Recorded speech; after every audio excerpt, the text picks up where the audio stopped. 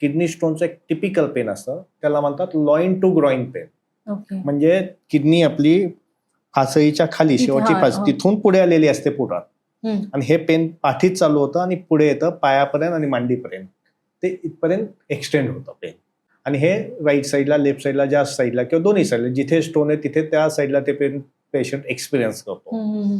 Stone, kidney स्टोनचं pen मध्ये कधी होत नाही. मध्ये जे होतं ते बऱ्याचदा पित्तामुळे किंवा पित्ताच्या खड्यामुळे, पण किडनी स्टोनचं टिपिकल पेन हे लॉइन टू ग्रॉइन. आणि ते असं पण म्हणतात सर कधी कधी की बाथरूमला असं वाटतं की होतीये, लघवीला बरोबर मला आहे. जायचंय, हा. पण गेल्यावरती काहीच होत तर नाही. हे जे स्टोन्स आहेत, हा.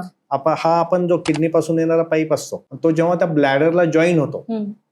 त्या जंक्शनला म्हणतात UV जंक्शन, ओके. युरेट्रोव्हेसिकल जंक्शन. हम्म. ती मोस्ट पेनफुल साईट आहे. किंवा हम्म. तो खडा खाली येऊन लघवीच्या पेशीतून, लघवीच्या जागेतून जेव्हा बाहेर पडायला लागतो, हम्म. That is one of the site. ह्या दोन ठिकाणी बऱ्याचदा पेशंटला ऑब्स्ट्रक्शन यायला लागतं, हम्म. की तुम्ही लघवीला जाता पण होत नाही, हम्म. किंवा थेंब थेंब होते, किंवा सारखं जावं असं लागणं, हे हम्म. खडं असण्याचं लक्षण आहे. ओके. किंवा बऱ्याचदा काय होतं, ह्या स्टोन्समुळे रिकरंट इन्फेक्शन होतं, हम्म. म्हणजे संसर्ग व्हायला लागतो लघवीचा, उन्हाळी लागते. मग तुम्ही ब्लड आणि युरिन टेस्ट केलं की त्यामध्ये त्या पस सेल्स येतात, त्यामध्ये समजतं तुम्हाला, डॉक्टर सांगतात तुम्हाला लघवीचं इन्फेक्शन झालेलं. हा, हा.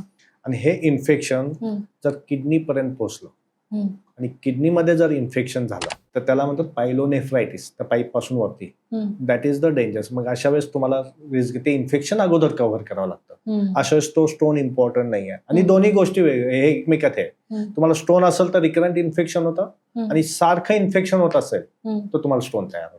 अच्छा. त्यामुळे तुम्ही जनरली बघा, ज्यांचं ट्रॅव्हलिंग असतं, बाहेर युरिनला जातात, कॉमन टॉयलेटमध्ये युरिनल्स हा, वापरतात, हा, हा. अशा लोकांना स्टोन होण्याची शक्यता खूप पटीने वाढते.